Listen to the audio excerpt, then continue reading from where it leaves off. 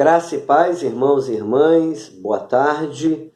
Vamos ao nosso 12º estudo e penúltimo estudo dessa primeira fase sobre a primeira epístola de Paulo, Silvano e Timóteo aos Tessalonicenses, capítulo 1.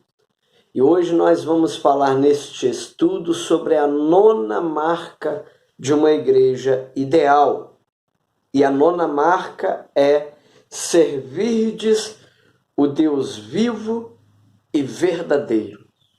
1 Tessalonicenses, capítulo 1, versículo 9, diz assim: pois eles mesmos, no tocante a nós, proclamam que repercussão teve o nosso ingresso no vosso meio, e como deixando os ídolos vos convertestes a Deus, para servirdes o Deus vivo e verdadeiro. A 9ª marca, então, é esta, de uma igreja ideal. Os irmãos da igreja de Tessalonicenses abandonaram seus ídolos, eles se converteram a Deus para o quê? Para o servir, para servir ao Deus vivo e verdadeiro. A palavra servirdes aqui, neste versículo 9, é douleu. Douleu é ser escravo, estar sob o controle de alguma influência, é estar a serviço dos interesses dessa influência. É um servir de forma humilde e em resposta às ordens e às exigências desta influência. Na língua hebraica, servo, a palavra servo é ebed, que significa ser uma pessoa submissa. Aquele que serve, ele é alguém submisso. Paulo faz questão de acrescentar 2 adjetivos a Deus. A palavra Deus, ela é um substantivo masculino. E Paulo faz questão de acrescentar 2 adjetivos. E o que o adjetivo faz? Ele qualifica, ele classifica, ele caracteriza. Ele até mesmo acrescenta sentido ao substantivo. Então, para Paulo, Deus, ele é vivo, Deus é verdadeiro. Aleluias! Então, a partir de agora que deixaram os ídolos, ou seja, as crenças em coisas mortas, em ídolos que nada poderiam fazer, que tinham boca e não poderiam falar, que tinham olhos e não viam, ou seja, lhes faltava a vida aos ídolos que estes irmãos, antes de se converterem, serviam. Mas agora que se converteram ao Senhor Deus, que se converteram a Jesus, eles vão passar a servir agora o Deus vivo, o Deus verdadeiro. Para isso, eles abandonaram os seus ídolos, para isto eles se converteram, para servir. Aprofundando este tema de servir a Deus, de nos convertermos para servir ao Deus vivo, ao Deus verdadeiro, eu gostaria que você abrisse em Romanos capítulo 1, porque Paulo, ele sempre, e em especial, em 3 epístolas, das 13 epístolas que ele escreveu, em 3 delas, ele coloca ali logo no início que ele é um servo, ele não tem vergonha, ele não tem crise em se declarar servo, em se declarar uma pessoa submissa a Deus. Então, em Romanos capítulo 1, versículo 1, diz: Paulo, servo de Jesus Cristo, chamado para ser apóstolo, separado para o evangelho de Deus. Aos romanos ele disse isso, também aos filipenses ele diz a mesma coisa. Filipenses capítulo 1, versículo 1. E ele agora fala de si e fala também da condição de Timóteo, como que ele se vê. E em primeiro lugar aqui ele passa aos de Filipenses que ele é servo. Paulo e Timóteo, servos de Cristo Jesus, a todos os santos em Cristo Jesus, inclusive bispos e diáconos que vivem em Filipos. Também para Tito, já em uma de suas cartas pastorais, ele diz a Tito que ele é servo. E ele diz, Paulo, capítulo 1, versículo 1 de Tito, Paulo, servo de Deus e apóstolo de Jesus Cristo, para promover a fé que é dos eleitos de Deus e o pleno conhecimento da verdade, segundo a piedade. Ele não tem vergonha, ele não tem crise, ele não se sente menor em declarar que ele é servo, que ele está sobre a influência de alguém, que ele está sobre o controle de alguém. E este alguém é Deus, é a Trindade Santíssima. Em segundo lugar, uma outra coisa que eu gostaria de destacar é que Jesus, ele cura os servos. Aos servos há cura. E há muitos servos de Deus que estão precisando neste momento, neste exato momento. Pode ser que você que está me vendo, me ouvindo, fazendo esses estudos aqui comigo, pode ser que nesse exato momento você esteja precisando de uma cura. Pode ser que nesse exato momento haja algo que está debilitando, que tem te debilitado.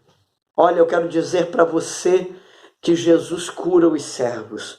Mateus capítulo 8, versículos 5 ao 13, conta aqui, eu não vou ler esse texto, mas te recomendo ler esse texto, Mateus 8, do 5 ao 13. Nós vemos aqui um centurião implorando, clamando a Jesus por seu criado, ou seja, pelo seu servo. Este centurião faz uma intercessão pelo servo.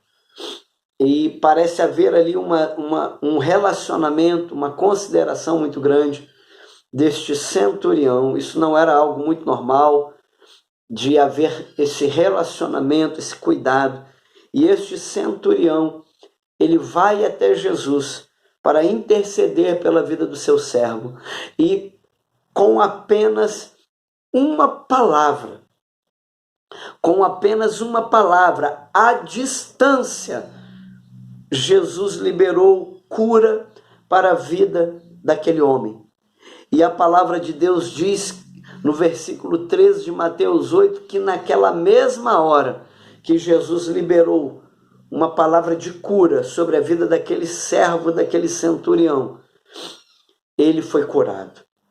E eu quero também aqui dar voz a essa palavra e dizer que Jesus ainda cura os servos. E se você que é servo, e em especial você que é servo de Deus, é serva do Senhor, do Deus vivo e verdadeiro, se você tem servido ao Deus vivo e verdadeiro, eu quero declarar sobre a tua vida uma palavra de cura, em nome de Jesus, à distância. Eu quero liberar essa palavra sobre a tua vida, para que a vontade, para que o reino de Deus se manifeste aí, aonde você esteja, quem sabe deitado, quem sabe à espera, em dificuldades, mas eu libero essa palavra sobre a tua vida. E por fim, aprofundando ainda essa questão dos Tessalonicenses, terem deixado os ídolos, se convertido a Deus para servir ao Deus vivo e verdadeiro. Eu quero deixar aqui em terceiro lugar o que Josué declarou sobre Israel, de como Israel deveria de servir a Deus. Você serve a Deus? Você deseja servir a Deus? Eu quero dizer que há dois conselhos que Josué deu que nos servem muito para hoje. É muito válido para hoje ainda. Então vamos abrir em Josué, capítulo 24, versículo 14. Josué foi o líder que teve a missão de substituir a Moisés. E ele disse ao povo, ele liberou uma palavra ao povo, a um povo que queria servir a Deus. E ele diz a esse povo, ele ensina a esse povo como que Deus deve ser servido.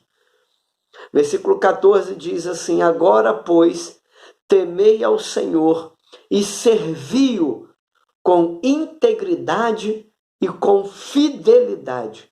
Deitai fora os deuses aos quais serviram vossos pais da além do Eufrates e no Egito, e servi ao Senhor. Na verdade, vendo bem aqui, ele indica não apenas duas, mas três coisas. A primeira dela é servir com integridade, ou seja, integridade indica algo relativo a ser justo, a ser correto, reto. Em vários textos de 2 Reis e 2 Crônicas, nós encontramos ali as histórias dos reis de Israel, em 1 Reis também, onde os reis de Judá servem a Deus com retidão, com integridade. Os reis de Israel servem a Deus fazendo a injustiça, a falta de integridade. Não havia retidão neles. Então, são chamados a servir com integridade. São chamados a servir, em segundo lugar, com fidelidade. E fidelidade é a ação de cumprir as obrigações ou compromissos que foram assumidos com outra pessoa. Fidelidade é isso. Servir com fidelidade é isso. É comprometimento, é cumprir, é compromisso que você assumiu com a outra pessoa. E quem é a outra pessoa? É Deus. E se você assumiu um compromisso com Deus, se você se converteu a Deus e se você quer servir a Deus, você deve fazê-lo também. Além de fazê-lo com integridade, deve fazer com fidelidade. E por fim aqui, nós encontramos também aqui a renúncia, o abrir mão. Ele diz: deitai fora os deuses aos quais serviram vossos pais. Renunciem isso, jogue fora isso, deixe isso para trás. Não faz parte mais. Mas para isso é importante renúncia. Os Tessalonicenses, os irmãos, a igreja em Tessalonicenses tinha essa nona marca. Nós podemos observar essa nona marca neles. Eles serviam ao Deus vivo e verdadeiro. Que Deus nos ajude, que Deus te ajude a servi-lo dessa maneira.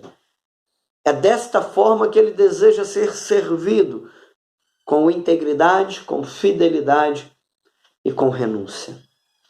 Que Deus nos abençoe e que sejamos uma igreja que serve ao Deus vivo e verdadeiro, assim como foi ensinado por Josué, assim como nós podemos aprender com a igreja dos Tessalonicenses. Que Deus nos abençoe. Até o próximo estudo.